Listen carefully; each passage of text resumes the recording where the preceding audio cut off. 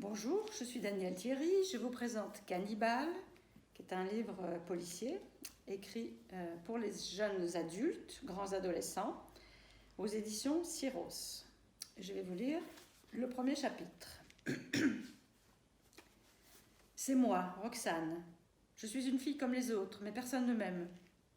Personne sauf toi. Je suis à toi, tu es à moi.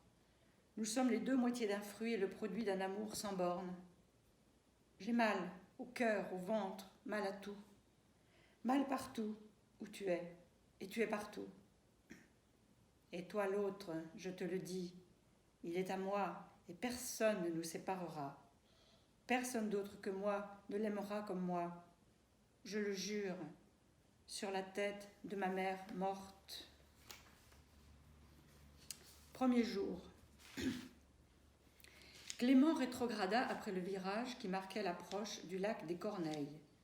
L'endroit était dangereux et ce soir, il avait tendance à rouler trop vite. La fête de la musique ne l'avait pas enchanté. Il n'aimait pas les groupes qui s'étaient succédés sur la place des Vosges et il y avait hâte de rentrer à la maison, une petite ferme nichée dans la campagne vosgienne.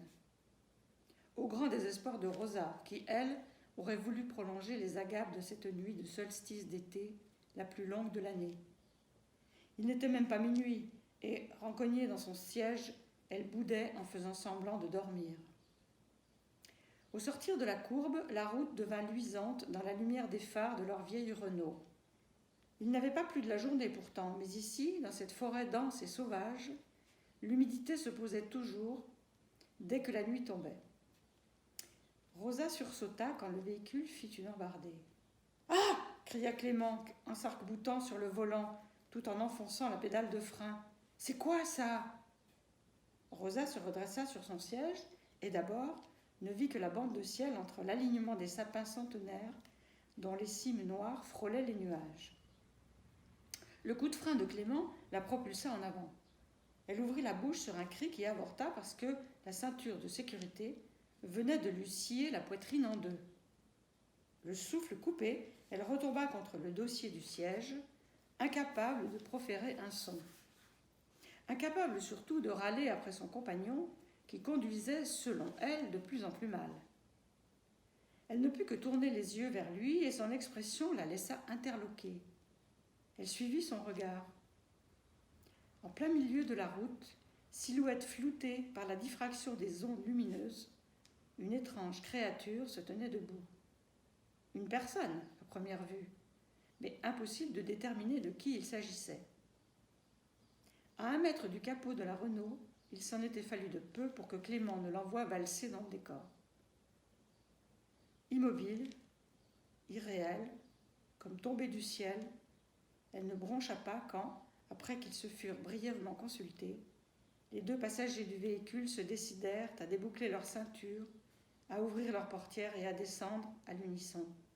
« Ça va ?» s'exclama Clément, premier arrivé à sa hauteur alors que Rosa restait en retrait, pas vraiment rassurée. « Qu'est-ce qui se passe ?» Une fois dépassée l'aile de la voiture, Rosa vit en entier une fille qui paraissait jeune. Vêtue d'un jean sombre, de chaussures montantes en cuir noir et d'un t-shirt noir très ample à manches longues en piteux état, à moitié sortie de son pantalon, une manche déchirée lui cachant la main, l'autre roulée au-dessus du poignet. Ses cheveux pendaient le long de ses joues en mèches embrouillées, constellées de débris végétaux et collées de boue. Sa seule main visible et qui semblait inerte au bout de son bras était ensanglantée. Impossible de bien voir son visage. « Mademoiselle ?» demanda Clément d'une voix incertaine. « Vous êtes blessée ?» Alors qu'il s'approchait prudemment, cette situation inédite le paniquait. La jeune fille vacilla et il n'eut que le temps de se précipiter avant qu'elle ne s'effondre. Il la retint comme il put et il accompagna sa chute en douceur en lui tenant les avant-bras. Une fois qu'elle se fut assise sur le bitume, il put mieux voir son visage maintenant livré à la lumière crue des phares. Livide, couvert d'écorchures et d'échymoses. Ses yeux sombres, grands ouverts, semblables à 2 lacs insondables, fixaient le vide.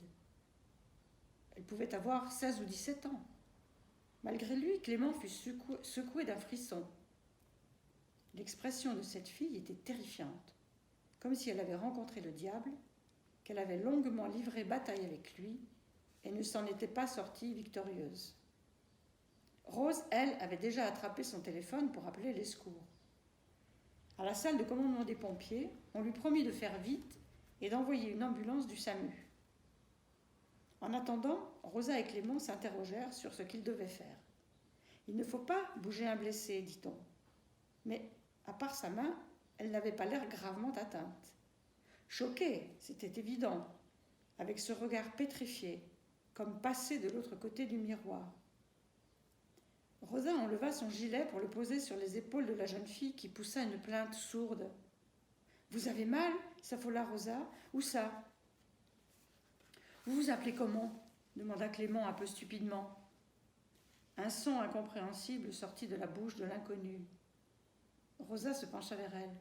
« Mort » crut-elle entendre. Mais elle n'en fut pas sûre, tant la jeune fille peinait à articuler. Depuis qu'ils étaient là, aucune voiture n'était passée. Clément scrutait la route dans l'espoir de voir apparaître quelqu'un, et il lui sembla entendre de la musique, pas très loin. Mais il n'aurait pas pu l'affirmer.